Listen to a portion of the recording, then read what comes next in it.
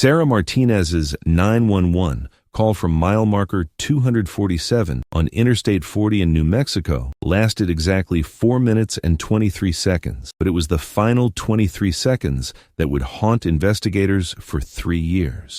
Her voice, initially panicked about her overheated Honda Civic, transformed into relief and gratitude as she described the helpful stranger who had pulled over to assist her. "Thank you so much. You're so kind," she told the dispatcher. "My car's running again. I think I'm good now." The line went dead at 9:47 p.m. on March 15, 2018, and Sarah Martinez was never seen again. The disappearance of the 26-year-old dental hygienist from Phoenix should have been just another tragic case file in the Bernalillo County Sheriff's Department, but Sarah's vanishing would prove to be the first confirmed victim of what the FBI would later designate as the Highway Angel Killer, a predator who stalked America's most traveled interstate highway for nearly 4 years, using acts of apparent kindness to lure unsuspecting women to their deaths. Interstate 40 stretches 2,555 miles from Barstow, California to Wilmington, North Carolina, carrying over 200,000 vehicles daily through 8 states and dozens of small towns where strangers helping strangers isn't unusual. It's expected. The highway culture of truckers, road trippers, and cross-country travelers operates on an unwritten code of mutual assistance, making it the perfect hunting ground for a killer who understood that isolated women with car trouble would gratefully accept help from anyone willing to offer it. Detective Marcus Rodriguez of the New Mexico State Police had investigated dozens of missing persons cases along I-40 during his 18-year career, but Sarah Martinez's disappearance contained elements that immediately set it apart from typical highway vanishings. Her car was found 23 miles east of where she'd made her final call, parked neatly at a rest stop with no signs of mechanical problems. Her purse and cell phone still inside, but Sarah was gone. The vehicle's engine ran perfectly when investigators tested it, contradicting her frantic descriptions of overheating and steam pouring from under the hood. More disturbing was the discovery of fresh tire tracks in the gravel beside Sarah's Honda, impressions from a larger vehicle that had parked directly adjacent to her car. The tracks suggested someone had backed up to her driver's side door with precision, positioning their vehicle for easy transfer of either cargo or a person.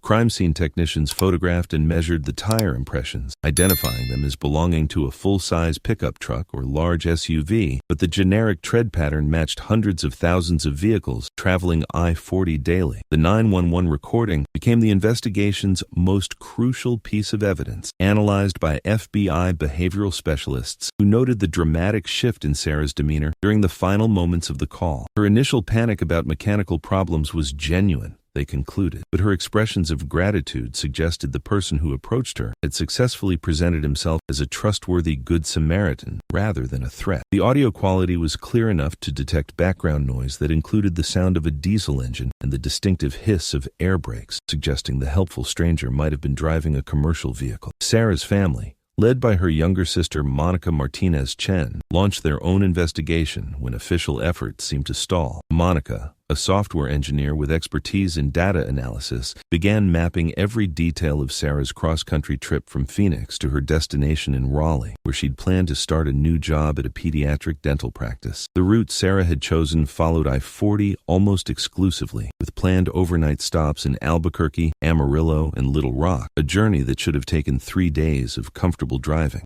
Monica's analysis revealed that Sarah had deviated from her planned route on the day she disappeared, taking an unexpected detour south before rejoining I-40 approximately 50 miles east of Albuquerque. Cell phone tower data confirmed this deviation, but investigators could never determine what had prompted Sarah to change her carefully planned itinerary. The detour added nearly 2 hours to her driving time, placing her on the isolated stretch of highway where she'd encountered her killer during the most vulnerable hours after dark. The investigation into Sarah's disappearance expanded dramatically 6 months later, when similar cases began emerging from other states along Tower 40. Detective Janet Morrison of the Arkansas State Police contacted Detective Rodriguez about the disappearance of Jennifer Walsh, a 29-year-old nurse from Little Rock who had vanished under nearly identical circumstances while driving to a new job in Flagstaff, Arizona. Jennifer's car had been found at a truck stop near Forest City, Arkansas, with no mechanical problems, despite her family's reports that she'd called them about engine trouble shortly before disappearing. The similarities between Sarah's and Jennifer's cases extended beyond the circumstances of their disappearances. Both women were young professionals relocating for career opportunities. Both were traveling alone on long-distance trips, and both had made final contact with family members describing car trouble before vanishing completely. Most significantly, both disappearances had occurred along I-40 during evening hours, when other travelers might not notice someone in distress or remember specific details about vehicles that had stopped to help. FBI Special Agent Rebecca Torres received assignment to what would become known as the Highway Angel Task Force in September 2018, bringing 15 years of experience investigating serial crimes and a master's degree in criminal psychology that made her uniquely qualified to understand predators who operated across multiple jurisdictions. Torres immediately recognized patterns in the emerging cases that suggested a single perpetrator with sophisticated knowledge of highway travel, law enforcement communication gaps between states, and victim selection criteria that maximized his chances of success while minimizing detection risks. The task force's analysis identified 7 confirmed victims over a 3-year period, all women between the ages of 24 and 31, all traveling alone on long-distance trips, and all last seen along I-40 after reporting mechanical problems to family members or emergency services. The geographic distribution of disappearances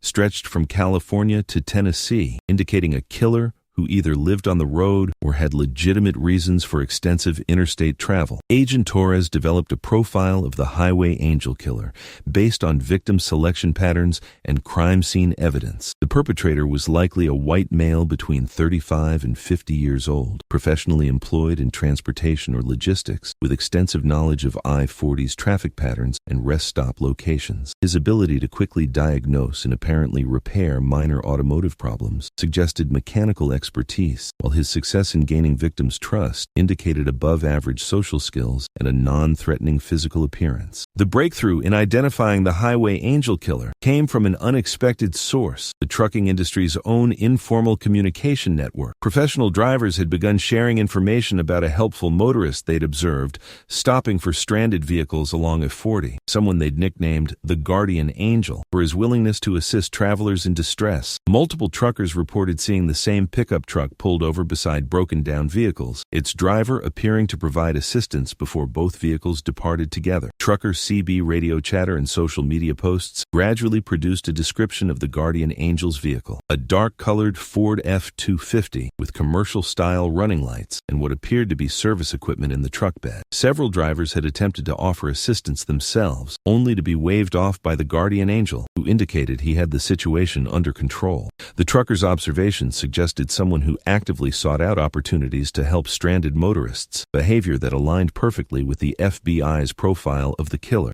The task force's surveillance operation along I-40 began in January 2019, with unmarked vehicles positioned at strategic locations where previous disappearances had occurred. Agent Torres coordinated with state police departments in 6 states to establish communication protocols and response procedures for any sightings of the suspect vehicle or suspicious activity involving stranded motorists. The operation required enormous resources and careful coordination to avoid interfering with normal highway patrol activities while maintaining coverage across hundreds of miles of interstate highway. The first significant lead came from a New Mexico State Police dash cam that captured footage of a dark Ford pickup truck pulling over beside a stranded vehicle near mile marker 289, approximately 40 miles from where Sarah Martinez had disappeared. The timestamp showed 8:43 p.m. on February 23, 2019, and the video clearly documented the pickup driver's approach to what appeared to be a woman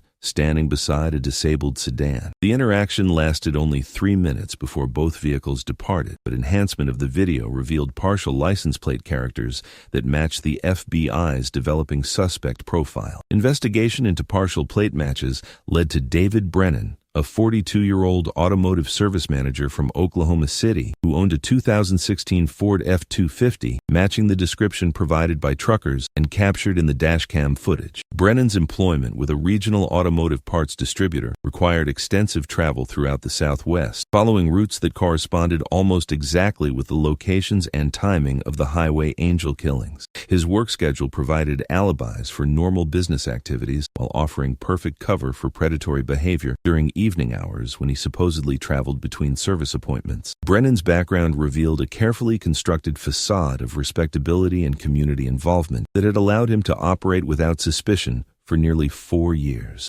He served as a volunteer firefighter in his hometown of Moore, Oklahoma, coached Little League Baseball, and maintained a spotless criminal record that included only minor traffic violations. Co-workers described him as reliable and helpful, someone who frequently offered to assist with automotive problems and had extensive knowledge of highway routes and service facilities throughout the region. The surveillance of David Brennan required sophisticated techniques to avoid detection while documenting his activities during business trips that took him along I-40 several times each month. FBI agents coordinated with trucking companies to position observers at strategic locations, monitoring Brennan's movements without interfering with his normal routines. The operation revealed behavioral patterns that aligned disturbingly well with the highway angel killings. Brennan consistently traveled during evening hours, took unexplained detours from his documented business routes, and seemed particularly interested in vehicles stopped along the highway. The psychological profile that emerged from extensive background investigation painted a picture of a methodical predator who had spent years developing his killing methods and victim selection criteria. Brennan's automotive expertise allowed him to quickly identify genuine mechanical problems versus situations that might be staged by law enforcement, while his professional travel schedule provided perfect alibis for his presence in multiple states. His volunteer firefighter training had taught him emergency response procedures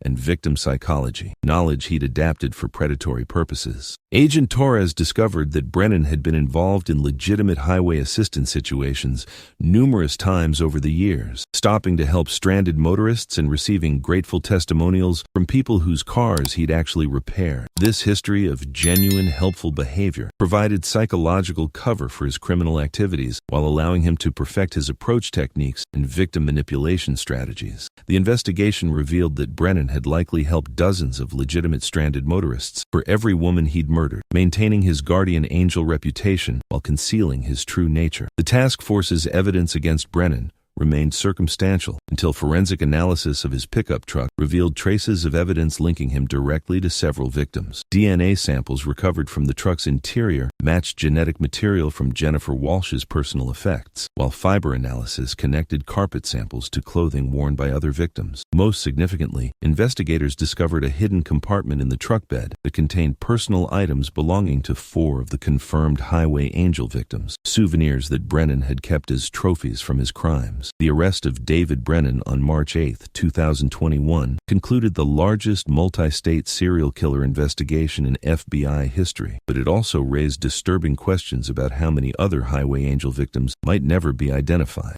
The task force had confirmed 7 murders, but Brennan's extensive travel record suggested potential involvement in dozens of additional missing persons cases along Interstate 40 and connecting interstate highways. His method of victim disposal had been so effective that only 1 body had ever been recovered, leaving investigators to wonder how many families would never receive answers about their missing loved ones. Brennan's confession, delivered during a plea negotiation to avoid the death penalty, revealed the sophisticated planning and preparation that had enabled his 4-year killing spree. He admitted to deliberately sabotaging vehicles at rest stops and truck stops, creating mechanical problems that would strand potential victims in isolated locations where he could approach them as a helpful stranger. His automotive expertise allowed him to cause failures that appeared genuine, while ensuring he possessed the knowledge to quickly repair the problems he'd created. The confession detailed a victim selection process that had evolved over time as Brennan learned to identify the most vulnerable travelers. He targeted women driving alone on long-distance trips, particularly those with out-of-state license plates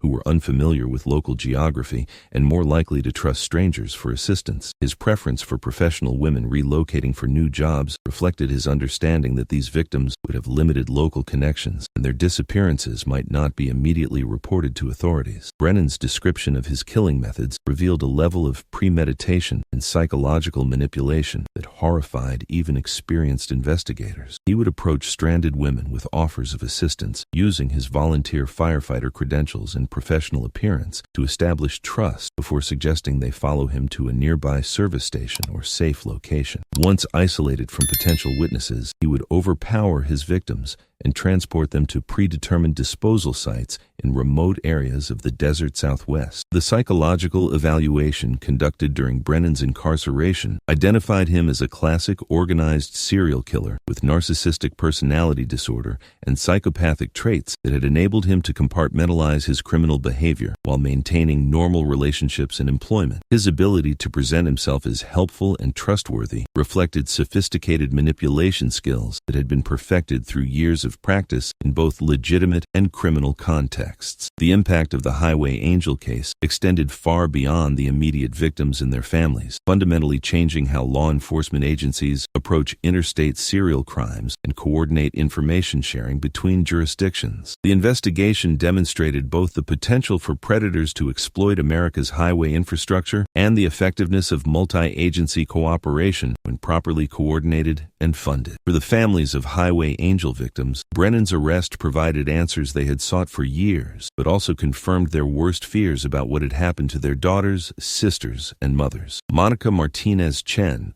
who had spearheaded the effort to keep her sister Sarah's case in the public eye, expressed gratitude for the resolution while acknowledging that justice could never truly be served for crimes that had destroyed so many lives. The Highway Angel Task Force's success in identifying and prosecuting David Brennan became a model for future interstate serial crime investigations, but it also highlighted the vulnerabilities that continue to exist for travelers on America's highway system. The case served as a reminder that predators often hide behind facades of helpfulness and respectability, using society's natural inclination to trust and assist others as weapons against their victims. The 7 confirmed victims of the Highway Angel killer represented only a fraction of the women who travel America's highways alone each year, pursuing education, career opportunities, and new lives in distant cities. Their deaths served as a tragic reminder that the freedom and mobility that define American society also create opportunities for those who would exploit the trust and vulnerability of others. The investigation files from the Highway Angel case, stored now in FBI archives, contain thousands of pages documenting not just the crimes themselves, but the painstaking detective work that ultimately brought David Brennan to justice. The case stands as testament to the dedication of law enforcement officers who refused to accept that highway disappearances were simply unsolvable mysteries, and to the families who never stopped fighting for answers about their missing loved ones. The stretch of Interstate 40, where Sarah Martinez made her final phone call, now bears a small memorial marker placed by her family, a reminder to travelers of both the dangers that can lurk along America's highways and the importance of remaining vigilant while helping others in need. The marker serves as a warning that not every Good Samaritan who stops to help has good intentions, and that the trust we place in strangers can sometimes exact the ultimate price. For law enforcement agencies across the country, the Highway Angel case demonstrated the critical importance of information sharing and coordinated investigation techniques in cases involving serial predators who operate across multiple jurisdictions. The success of the task force approach has been replicated in subsequent investigations, helping to identify and prosecute other killers who exploit the vastness and anonymity of America's highway system. The psychological impact of the Highway Angel case extended to the trucking industry and highway travel community, where the revelation that a helpful motorist had actually been a serial killer shattered assumptions about highway safety and mutual assistance. The case led to increased awareness of personal safety measures for solo travelers and prompted discussions about how to balance helpfulness with caution when encountering strangers on the road. David Brennan's life sentence without possibility of parole ensures that he will never again have the opportunity to prey upon vulnerable travelers, but his crimes continue to influence how Americans think about highway safety and the risks associated with accepting help from strangers. The Highway Angel killer case remains one of the most significant serial murder investigations in modern FBI history, a reminder of both human evil and the dedicated law enforcement professionals who work tirelessly to protect society from predators who hide in plain sight. The families of Highway Angel victims have established a foundation dedicated to highway safety education and support for families of missing persons, ensuring that their loved ones' deaths serve a purpose in protecting future travelers. The foundation's work includes advocacy for improved communication between law enforcement agencies, funding for highway safety technology, and support services for families dealing with the trauma of missing loved ones. The technological advances that aided in solving the Highway Angel case, including enhanced surveillance systems, improved forensic analysis techniques, and sophisticated data analysis capabilities continue to evolve and improve law enforcement's ability to identify and apprehend serial predators. The case demonstrated the power of combining traditional investigative techniques with modern technology and interagency cooperation. The Highway Angel Killer case serves as a sobering reminder that evil can disguise itself as kindness, that predators often exploit our better instincts against us, and that the price of safety on America's highways requires constant vigilance from both law enforcement and individual travelers. The investigation that brought David Brennan to justice represents thousands of hours of dedicated police work, but more importantly, it represents justice for 7 young women whose lives were cut short by a killer who used their trust against them. The lessons learned from the Highway Angel investigation continue to influence law enforcement training and protocols for interstate serial crime cases, ensuring that future predators will face a more coordinated and effective response from agencies working together across jurisdictional boundaries. The case stands as both a tragedy and a triumph, demonstrating that no matter how sophisticated a killer's methods may be, dedicated investigators armed with modern technology and unwavering determination can ultimately bring them to justice. In the end, the Highway Angel Killer case reminds us that the highways that connect our communities and enable our freedom of movement also create opportunities for those who would exploit our trust and vulnerability. The 7 victims of David Brennan's crimes paid the ultimate price for society's assumption that strangers who offer help can be trusted, and their deaths serve as a permanent reminder of the need for caution, even in situations where help appears genuine and welcome. The Interstate 40 corridor continues to carry hundreds of thousands of travelers each day, most of whom complete their journey safely thanks to the genuine kindness of strangers who stop to help those in need. The Highway Angel case has not eliminated this spirit of mutual assistance, but it has added a note of caution to interactions between strangers on the highway, a recognition that not everyone who offers help has good intentions. The memorial markers that now dot the Highway Angel Killer's hunting ground serve as reminders of lives lost and lessons learned, monuments to young women whose dreams of new beginnings ended in tragedy because they trusted the wrong person at the worst possible moment. Their stories live on in the continuing work of law enforcement agencies dedicated to highway safety and in the memories of families who will never forget the daughters, sisters,